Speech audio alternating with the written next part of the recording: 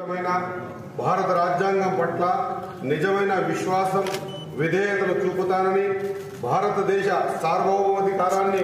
సమగ్రతను కాపాడుతానని, తెలంగాణ రాష్ట్ర మంత్రిగా నా కర్తవ్యాలని శ్రద్ధతో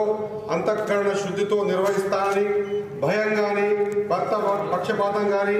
రాగద్వేషాలు కానీ లేకుండా రాజ్యాంగాన్ని శాసనాలను అనుసరించి ప్రజలందరికీ న్యాయం చేకూరుస్తానని దైవ సాక్షిగా మనస్ఫూర్తిగా ప్రమాణం చేస్తున్నాను అని నేను వాకిడి శ్రీహరి అనే నేను తెలంగాణ రాష్ట్ర మంత్రిగా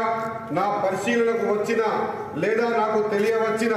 ఏ విషయాన్ని నా కర్తవ్యాలను సక్రమంగా నిర్వహించేందుకు అవసరమైన మేరకు తప్ప ప్రత్యక్షంగా కానీ పరోక్షంగా కానీ ఏ వ్యక్తికి లేదా వ్యక్తులకు తెలియపరచనని లేదా వెల్లడించనని దైవ సాక్షిగా పవిత్ర హృదయంతో ప్రమాణం చేస్తున్నాను.